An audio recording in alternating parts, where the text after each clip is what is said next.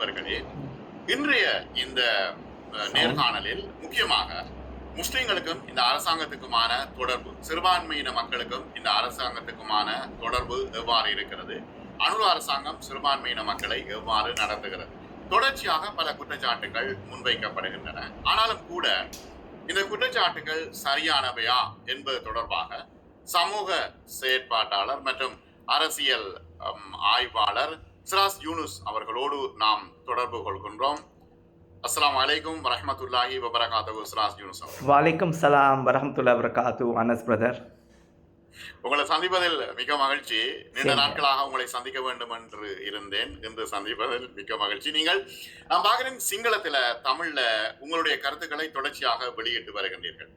இந்த இடத்துல இப்ப பொதுவாகவே அனுரகுமார திசநாயக்காவினுடைய அரசாங்கம் சிறுபான்மையின மக்கள் மீது கரசனையை காட்டவில்லை என்கின்ற ஒரு குற்றச்சாட்டை முன்வைக்கலாமா? நிச்சயமா. நமது நுசல்லி ரசூல் கரீம் அம்மாபாத் பிஸ்மில்லாஹிர் ரஹ்மானிர் ரஹீம்.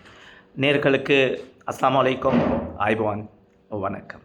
ஏனென்றால் அனஸ் பிரதர், நீங்கள் சரியாக பாயிண்ட்டுக்கே சொன்னீங்க. என்றால் நாங்கள் ஒரு நிராகப்பட்ட ஒரு சமூகமாக மாறிட்டோமான்னு சொல்லி பெரிய ஒரு கேள்விக்குறி எனக்கும் இருக்குது, பல பேர் இருக்குது. எங்களோட ஆட்கள் நம்பி மோசம் போகிற ஆட்கள், எங்களோட சமூகம், இலங்கை உள்ள முஸ்லீம் சமூகம் நம்பி மோசம் போகிற ஆட்கள்.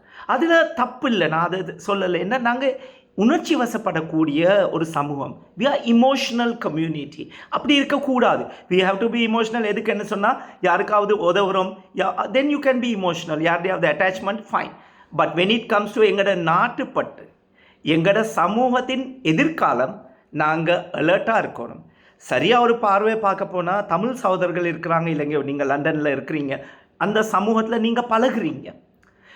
அந்த பழகுறதுல உங்களுக்கு தெரியும், அவங்களோட இருக்கிற சமூகப்பற்றும் எங்களோட உள்ள சமூகப்பற்றையும் வித்தியாசம் ஒன்று இருக்குது. சமூகப்பற்று இருக்குதான், அந்த டெப்த்துக்குள்ளே நாங்கள் போயில்லை. இப்போ நீங்கள் கேட்டீங்க அனுரகுமார திசாநாயக்க ஜனாதிபதி. ஓகே, அவரது பழைய போஸ்மார்கள் நான் அடிக்கடி சொல்லுவேன். மஹிந்த ராஜபக்ச, ரணில் விக்ரமசிங்க, மைத்ரிபால சிறிசேன, சந்திரிகா பண்டர்நாயக்கம், குமாரதுங்க மேடம், இது யாராலையும் மறுக்க முடியாது. சில ஆட்களுக்கு பின்னாடினா முதுவில் கொச்சிக்காப்பட்ட மாதிரி எரியும். நான் இது பேசும்போது எரிச்சா பரவாயில்ல, தண்ணீருக்கு பாய்க்கலாம். சரியாக புரிஞ்சு கொள்ளுங்க. பொய் மேலே ஒரு குடும்பம் நடக்காத மாதிரி பொய் மேலே ஒரு நாடு எப்படி நடக்கும், ஒரு அரசாங்கம் எப்படி நடக்கும், ஒரு சமூகம் எப்படி நடக்கும்? எங்களுக்கு நடந்திருக்கிற இந்த அநியாயத்துக்கு நாங்களும் ஒரு காரணம். எங்களோட தீவிரமாக நாங்கள் யோசிக்காத ஒரு விஷயம். எலெக்ஷன் டைமில் என்ன ப்ராமிஸ் பண்ணாங்க? எல்லாமே உண்டு, எல்லா சமூகம் உண்டு, எல்லாமே நாங்கள் ஸ்ரீலங்கன்ஸ். ஓகே, கேபினட் 2 அமைச்சர்கள் தமிழ் சகோதரர்கள் கொடுத்தாங்க, பிரதி அமைச்சர் ஒன்று கொடுத்துருக்காங்க தமிழ் சகோதரர், 3 பேர் இருக்கிறாங்க. எங்களோட சமூகத்துக்கு வந்தால் நாங்கள் இப்படி தான் வேலை செய்வோம், மேகதமா பேஸ்தா அவரே மேமதாவை வெடக்கிறான்னு விஜிதேரா தந்த சண்டி பாட் போட்ட மாதிரி அக்கூர்னு இல்லை. அதில் ஒரு மந்திரி பாவம் பகலைக்கு சாப்பிடலேன்னு அவங்க அந்த சம்பளம் எல்லாம் கிடைக்குது இல்லையே அப்படின்னு சொல்கிறாங்க. இன்றைக்கி பிமல் ரத்நாயக்கையோ யாரோ சொன்னாங்க பார்லிமெண்ட்டில், மந்திரிமார்கள் அக்கௌண்ட்டுக்கு போகுது அவன் காசு, அது மறுக்க அந்த பிளவாத்த ஹெட் குவார்ட்டர்ஸ் அக்கௌண்ட்டுக்கு வருது. தானே ஒரு பிச்சைக்காரனாக இருக்கும்போது மற்றவங்களுக்கு எப்படி உதவுவீங்க?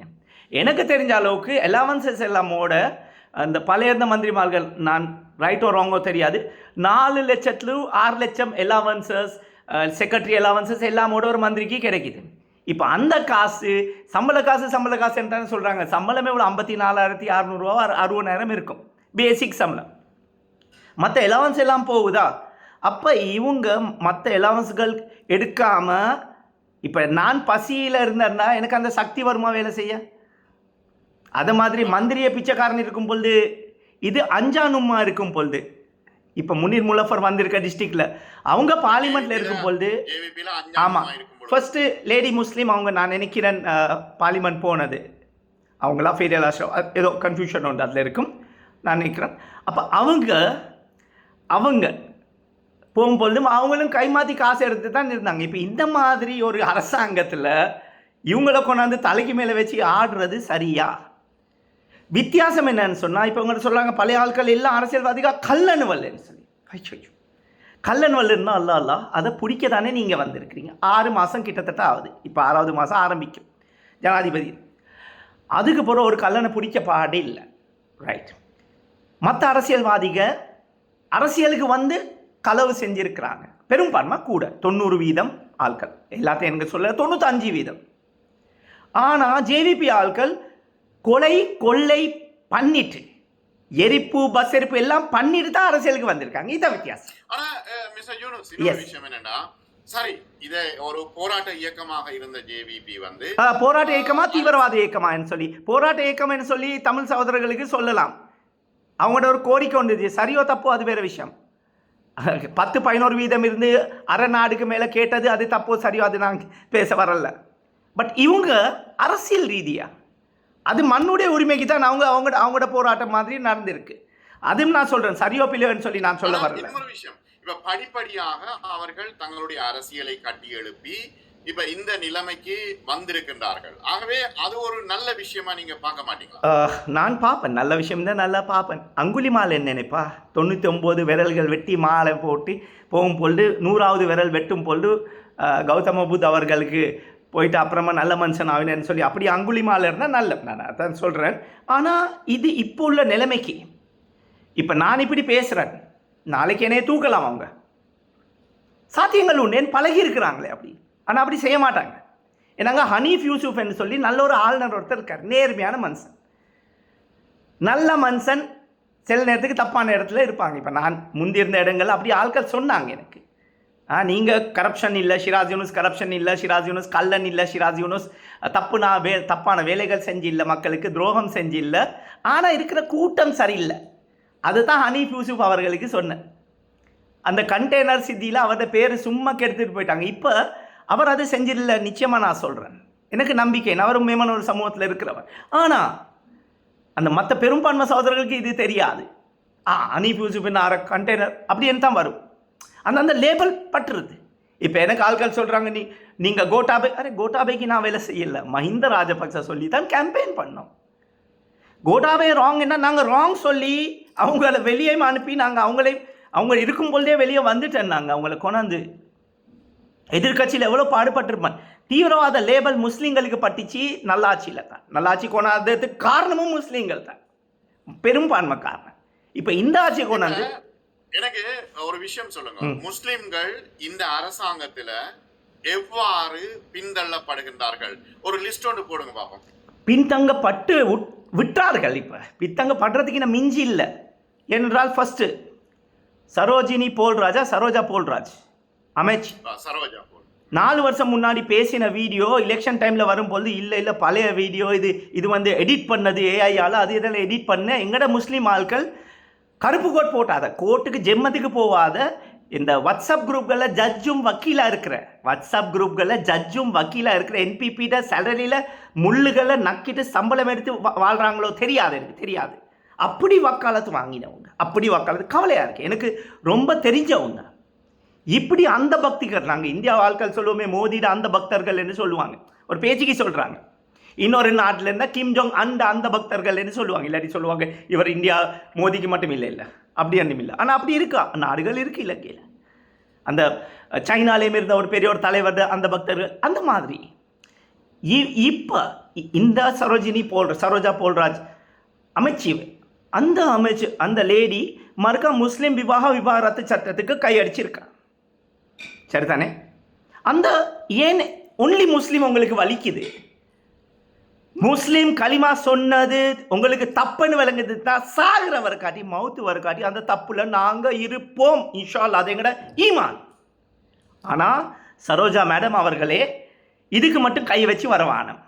ஏனென்றால் தேச வளம லா இருக்கு, கேண்டியன் லா இருக்கு, யாழ்ப்பாணத்துக்கு வேற லா இருக்கு. ஆமாம், அதெல்லாம் போக இப்போ நீங்கள் சென்சஸ் எடுத்து பார்த்தீங்கன்னா பெரும்பான்மை சமூகத்திலேயும் மற்ற முஸ்லீம் அல்லாத இஸ்லாம் அல்லாத சமூகத்தில் தான் இந்த சிறு வயது திருமணங்கள் கூடியாவே நடந்திருக்கு. அதை பத்தி கதைக்கிறதுக்கு ஒரு ஆளும் இல்லை.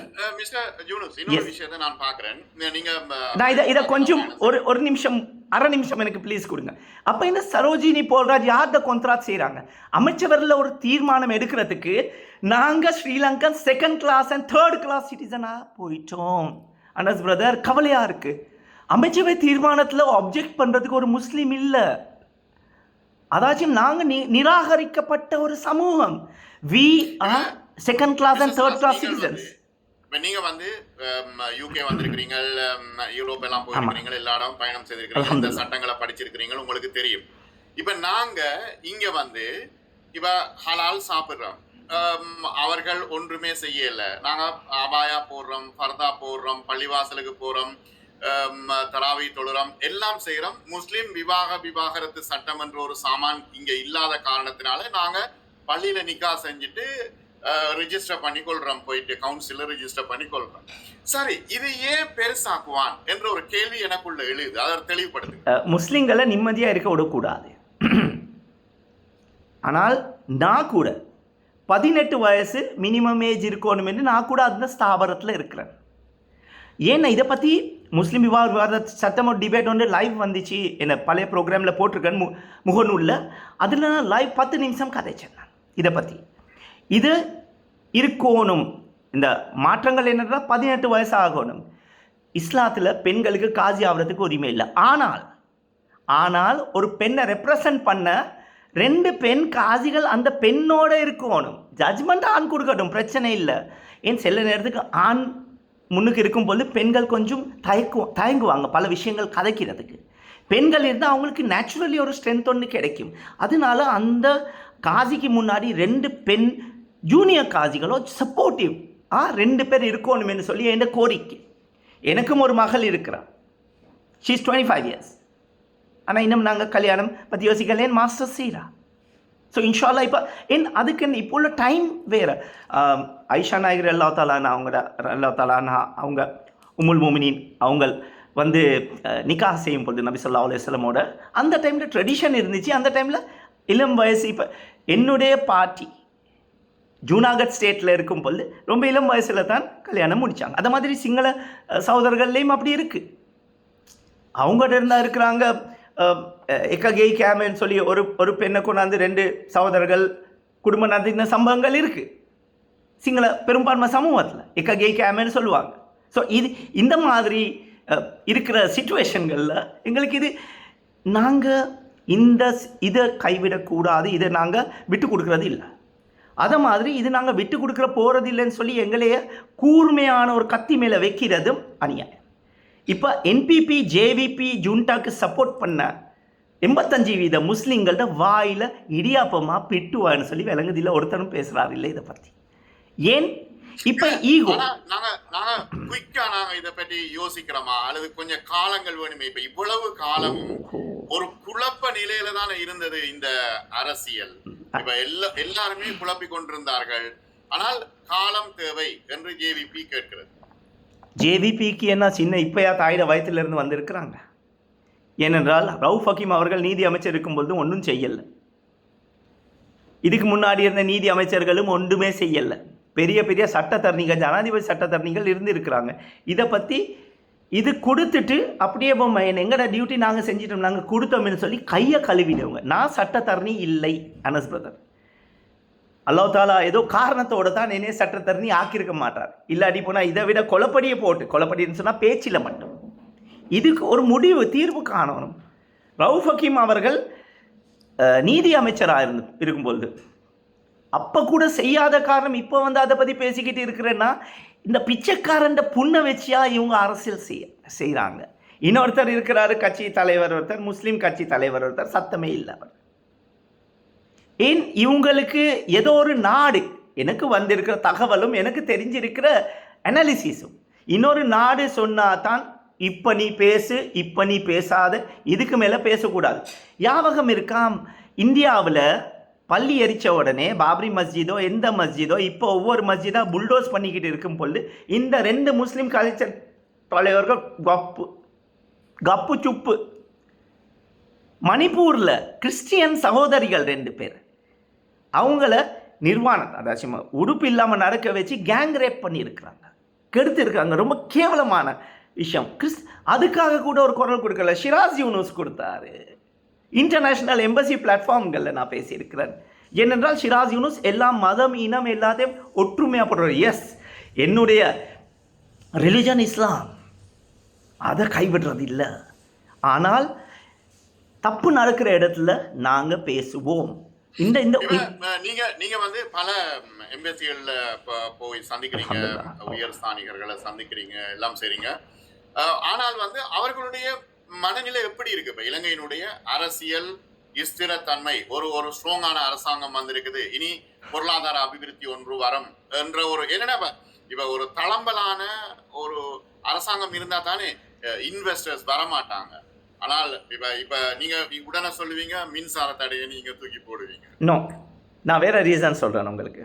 எம்பசிகளில் இருக்கிற வெளிநாட்டு தூதுவர்கள் ரொம்ப கவலையோட, முஸ்லீம் தூதுவர்கள் கவலையோட கம்பெனி ஷாக்கிங்கில் இருக்கிறாங்க. ஏன் இவ்வளோ செஞ்சு இருக்கிற முஸ்லீம் சமூகம் அவங்கள ஏன் நிராகரிக்கப்பட்டது? அப்போ நான் சொன்னேன், your excellency, are we treated as second class and third class? Do we deserve? நாங்கள் அதை டிசர்வ் பண்ணுறோமா? நோ ஷிராஸ்ன்னு சொன்னவங்க. ஏன் அவங்களும் கண்ணு பொட்டை இல்லை, அவங்களுக்கு எல்லாம் பார்த்துக்கிட்டு இருக்கிறாங்க. இங்கே உள்ள வெளிநாட்டு தூதுவர் இருக்கிறேன்னு சொன்னால் அந்த நாட்டோட ஜனாதிபதி இங்கே இருக்கிற மாதிரி அந்த கண்கள் தான் பார்க்குறாங்க. இப்போ இந்த மாதிரி வேலைகள் செய்யும் பொழுது நீங்கள் சொன்னீங்க வெளிநாட்டிலேருந்து ஆட்கள் வருவாங்களான்னு சொல்லி. எப்படி வருவாங்க? என்ன இருக்குது எங்கள்கிட்ட வர்றதுக்கு? நாங்கள் ஒரு பங்களூர் 2 மாதத்தில் இதுலேருந்து வெளியே வந்தோமேன்னு சொல்லி அன்ரகுமார திசாநாயக்க ஜனாதிபதி இன்னொரு போய் சொன்னார். 2 மாதத்தில் அவங்க செஞ்ச பாடம் ஒன்றும் இல்லை. இது ஐஎம்எஃப்ட எஜெண்டாவும் ஐஎம்எஃப்ட பட்ஜெட் தான் இன்றைக்கி போயிருக்கு. நாடு எங்கே நல்லா வரும்? போன வருஷத்தை பட்ஜெட் ரீடிங் கண்டினியூ. அந்த டியூஷன் மாஸ்டர் தான் மாறி இருக்கிறாரு. சிலபஸ் சேம் தான். புரியுதா சார்? Syllabus same.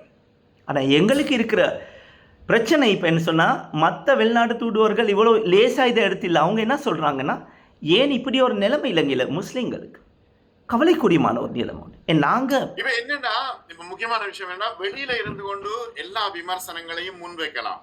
ஆனா ஒரு அரசாங்கத்துல இருந்து பார்த்தா தானே தெரியும் அதனுடைய கஷ்டங்கள். யார் இருக்கா இங்கே முஸ்லீம்கள் அரசாங்கத்தில்? ஒரு பொம்மை மாதிரி ஒரு டெபுட்டி ஸ்பீக்கர், மாஷால்லா நல்ல மனுஷன். அதோட கோட்டாவையில் ஜனாசாரியும் பொழுது 7 ஜனாசாக்கள் இருந்துச்சு. 7 ஜனாசாக்கள் நான் அடிக்கடி சொல்லுவேன். இப்போ 10-12 ஜனாசாக்கள் தான் இருக்குது. இது நடமாடுற ஜனாசா, அதுவும் நடமாடுற ஜனாசா தான். அவங்கன்னா வித்துப்பட்டாங்க அமைச்சு பதவி, லோன், அவங்களோட இருந்த டெண்டர், கொந்த்ராத்து. இவங்க ஏதோ சும்மா இருந்த ஊரில் இருந்த சும்மா இருந்தவனை கொண்டாந்து மந்திரியாக்கி விட்டாங்க ஆட்கள். இதுதான் நிலைமை, இதுதான் உண்மை.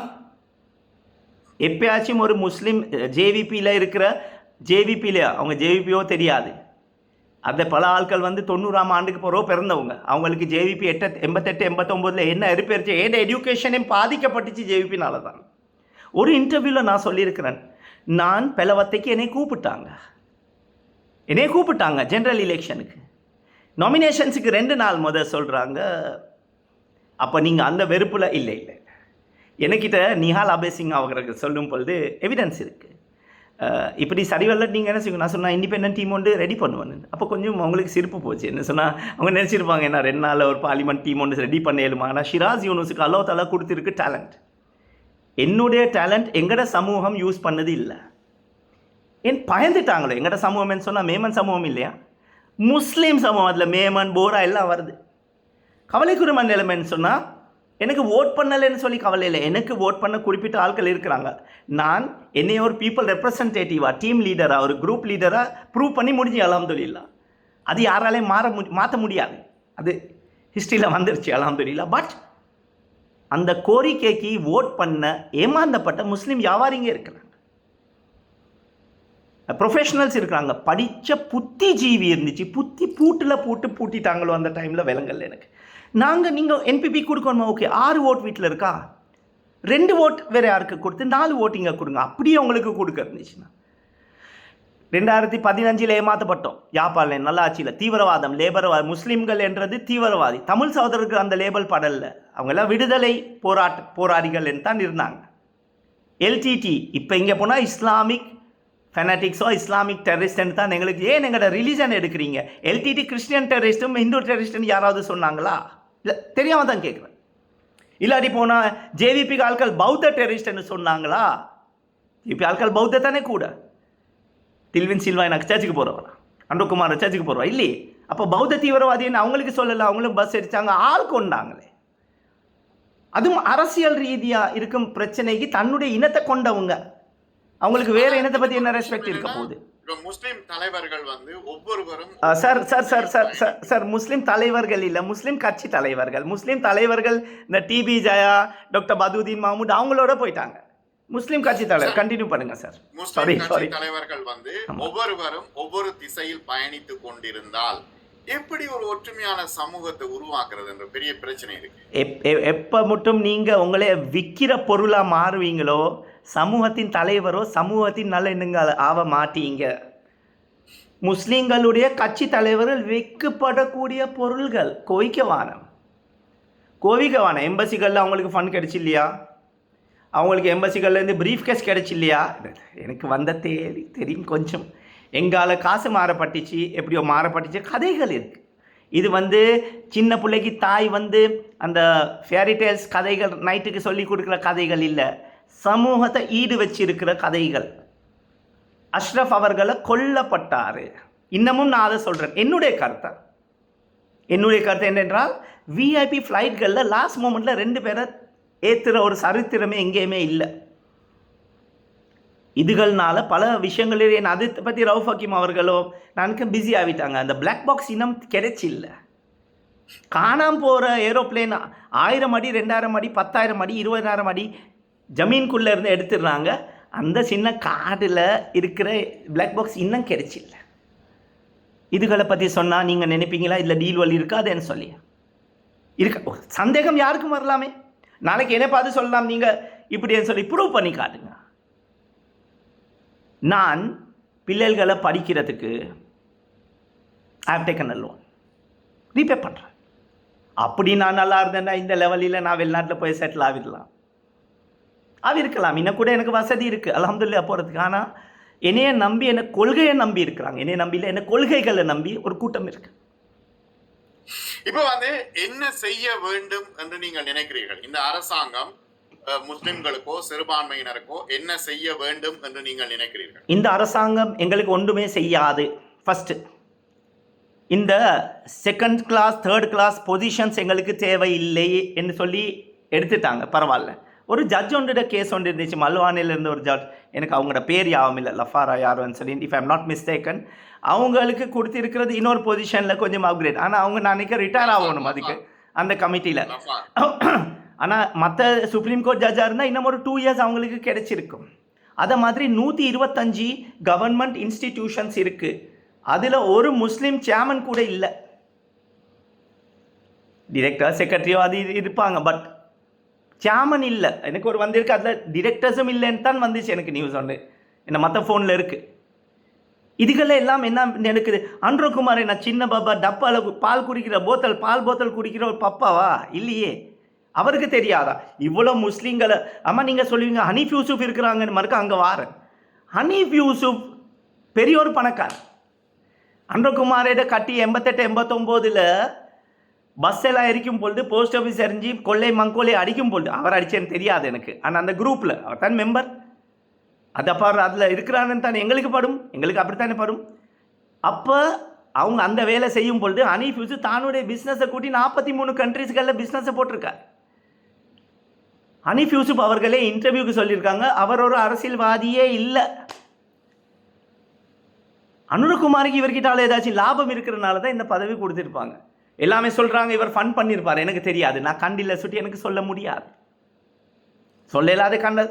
ஆனால் ஒரு ரீசன் ஒன்று இருக்கும். அப்படி கொடுக்காம, அப்படின்னா பெரும்பான்மை சகோதரருக்கு கொடுத்துருக்கலாமே. என் வேறு முஸ்லீம்கள் இருந்தாங்களே அவங்களோட கட்சியில், அவங்களுக்கே நான் ஆன்லைன் கொடுக்கல. ஏன் கொடுக்கலன்னு சொன்னால், உருப்படியாக ஒரு முஸ்லீம் இல்லை அந்த பதவிகள் சுமக்கிறதுக்கு. அதுதான் ஒரு பஜாரில் இருக்கிற மேமன் வியாபாரியை கொண்டாந்து இண்டஸ்ட்ரியில் பெரிய ஒரு ப்ரொஃபஷனல் கொண்டாந்து வச்சுட்டாங்க. இதுதான் உண்மை. ஏன்னா அவங்க சொல்லியிருக்காங்க முஸ்லீம்கள் எங்கள்கிட்ட இல்லை, சரியான முஸ்லீம்கள் இல்லை பதவி கொடுக்கறதுக்கு. நாங்கள் பொம்மைகள் தான் வச்சிருக்கிறோம். உட்காருன்னா உட்காரு, எலும்புன்னா எலும்பு, தூங்குன்னா தூங்கு, நடன்னா நட. ஒருத்தராவது பேசியிருக்காரா? ஒருத்தராவது சரோஜா போல்ராஜுக்கு எதிராக பேசியிருக்காரா? நான் எஸ்எல்பிபியில் இருக்கும்போது அந்த டைமில் தப்பு செஞ்சால் தப்பு, அது மஹிந்த ராஜபக்ச ஒரு நாளும் அப்படி செஞ்சால் அவர்களையும் நான் வந்து தீவிரமாக விமர்சிச்சிருக்கிறேன். கோட்டாபய ராஜபக்சேன்னா ரொம்ப தீவிரமாக விமர்சிச்சிருக்கிறேன். நாமளுக்கு சொல்லியிருக்கிறேன், வட்டையின செட்டக மாறுகரை நத்தங்க வட ஃபிட்டக இந்த அதாச்சும் உங்களோட சரௌண்டிங்கில் இருக்க ஆட்கள் மாறலாட்டி உங்களுக்கு ஃபிட்டாக இருக்கலாதுன்னு சொல்லி. இப்போ யார் ஒரு மீடியாக்காரர் ஒருத்தர் வந்து பச்சையாக தூசத்தில் பேசியிருக்கிறாரு, நீங்கள் பார்த்துருப்பீங்க. அந்த மாதிரி ஆட்களையா என்பிபி ஜேவிபி வைக்கிறாங்க. இதே வேறொரு ஆள் பேசிட்டு இருந்தாருன்னா ஒரு சின்ன அவர் நாய் என்ன கூப்பிட்டுருக்காரு, இது பூனை எலி என்ன கூப்பிட்டு இவனும் கொந்தளிச்சிருப்பாங்க. எங்கிட்ட ஆட்களுக்காக தான் இருக்குது. தான் பிடிச்ச முயலுக்கு 5 கால் 4 கால்னு சொல்லி 5 காலோ 3 கால்னு சொன்னால் அது அப்படியே தான். எக்ஸெப்ட் பண்ணுங்க, தப்பு நடந்திருக்குன்னா எக்ஸெப்ட் பண்ணுங்க. எஸ், கோட்டாபய விரட்டினமா இவரை விரட்டே இல்லாது. சரி, அனுரகுமார திசாநாயக்கா நீங்கள் கேட்டீங்க பதவி என்ன இருக்கு எங்களே, நாங்கள் நிராகரிக்க, நாங்கள் டிசிஷனில் இல்லாடி போனால் எங்களுக்கு ஒன்றுமே இல்லை. அனஸ் பிரதர், நாங்கள் 2வது பிரஜை ஸ்ரீலங்காவில், இலங்கையில் இருக்கிற முஸ்லீம் பிரஜை 2வது பிரஜை. பர்சன்டேஜில் தமிழ் சகோதரர்கள் இல்லை, மைக்ரேட் ஆகிட்டாங்க. அவங்க எங்கள்கிட்ட பாப்புலேஷன் 30 வருஷமாக கூடி இருக்குது. அவங்க டெய்லி 10 பேர் இங்கே இறந்து போனாங்க, 10-15 பேர் அங்கே இறந்து போனாங்க. டெய்லி 30 வருஷமாக நடந்துருச்சு. எங்கள்ட சமூகத்தில் அப்பப்போ அந்த காத்தாங்குடியும் அந்த பொள்ளுநறுவையில் இருந்த கேஸ்வல் இல்லாமல் அந்த 80-127 பேர் போன தவிர பிஸ்னஸ் மேனை கிட்னாப் பண்ணியிருந்தா மற்ற எல்லாத்துலேயும் நாங்கள் சாகல, நாங்கள் ஷஹீதாவல்ல. பட் இந்த நிலைமையில் எங்களோட குடும்பங்கள் கூடி இருக்கு. சென்சஸ் 3 தடவை எடுத்து சரி, இப்ப அனுரகுமார திசாநாயக்கால இவ்வளவு விமர்சனங்களை முன்வைக்கிறீங்க. யார் விமர்சனம் இல்லை அண்ணா, தெளிவு. இது நான் தெளிவு. விமர்சனம் சொன்னால் எங்களோட ஆட்கள் அதை பிடிச்சிருவாங்க. எங்கள் முஸ்லீம் ஆட்கள் இருக்கிறாங்க சில, அந்த பக்தர்கள், அவங்களுக்காக சொல்கிறேன். என்னமோ வாட்ஸ்அப் குரூப்களில் பெரிய அட்மின் ஆகி மினிஸ்டர் ஆகி ஜட்ஜாக பேசுகிறவங்க 7 மணி ஓப்பனாக வந்து வீடியோ போட்டு அவங்களுக்கு விமர்சிங்களே நீங்கள் அரசாங்கத்தை. அது செய்கிறதுக்கு வக்கில்லை. எங்கட போஸ்ட் டிலீட் பண்றாங்க. எந்த போஸ்ட் டிலீட் பண்றாங்க. சாரி படுத்தலன்னு சொல்றீங்க. அப்ப அனுரகுமார திசாநாயக்கா இல்லன்னு வெச்சுக்கோங்க. அதுக்கு யார் மாற்றீடு? யாராவது ஒருத்தர் அரசாட்சி செய்யணுமே இலங்கையில. இப்ப இவங்க சொல்றாங்க தானே அனுரகுமாருக்கு எதிர்ப்பா வந்து கள்ளநோல் எல்லாம் சேர்ந்து இருக்கிறாங்கன்னு சொல்லி. இப்படி தானே சொல்றாங்க. கள்ளநோல் சேர்ந்து இருக்காங்கன்னா புடிங்களே. 159 பொம்மைகள். இதுக்கு முதல் சொல்லியிருக்கேன் 150. 9 பேர் தான் பேசுகிறாங்க. 9 பெரிய பொருளாத நம்பர் உண்டு அது. ஆனால் அந்த 9 பேருக்குள்ள ஸ்பீக்கர், பார்லிமெண்ட் ஸ்பீக்கரும் சில நேரத்துக்கு அந்த மற்ற இருக்கிறவங்களுக்கும் பயந்து தான் நடவடிக்கை எடுக்கிறாரு. இந்த மாதிரி விஷயங்களில் என்ன எதிர்பார்க்குறீங்க? இப்போ ஒரு ஸ்ட்ராங் அப்போசிஷன் உருவாகிருக்கணும். இவங்க கல்லன் இருந்தால் பிடிங்களே. சஜித் பிரேமதாசடா என்னமோ 500 கோடியோ 100 கோடியோ என்னமோ சொல்கிறாங்க, அவர் எடுத்திருக்காராம், இவர் எடுத்திருக்கிறாராம். அப்போ இந்த அரசாங்கங்களுக்கு ஒற்றுமை கொடுத்தது ஜேவிபி இல்லையா? அனுரகுமார திசாநாயக்க மஹிந்த ராஜபக்சேக்கு கடைக்கு ஃபேக்ட்ரி போவல்லையா? அவங்கன்னா காசு கீசை எடுத்து தான் அவங்க பண்ணியிருப்பாங்க. ஷிராஜின்னு சொன்னாலும் யார்கிட்டையும் ஒரு காசு வாங்கி இல்லை இந்த அரசியல்வாதி லீடர்ஸ் கிட்டால. ஏன்னா அந்த சந்தர்ப்பமே இல்லை. களவு செய்கிறதுக்கு நோக்கம் இருந்தால் தானே அங்கே இருந்திருப்பனே. சரி, ஒரு நேர்மையான ஒரு விமர்சகரா நீங்க சொல்லுங்க. இப்ப மஹிந்த ராஜபக்ஷ ஃபேமிலி மீது குற்றம் சாட்டப்படுகின்ற இந்த ஊழல் குற்றச்சாட்டுகள் பொய்யா? அது ப்ரூவ் பண்ண தானே இம்பட்டு ஆள்கள் இப்போ தானே சொல்கிறாரு. எவிடன்ஸ் மாறி இருக்குது, கொரோனா சேர்த்துட்டாங்க, போஸ்ட்மார்ட்டம் செஞ்சவங்க சேர்த்துட்டாங்க. அதாச்சும் இப்போ பிடிக்கிற நீயத்தே இல்லை.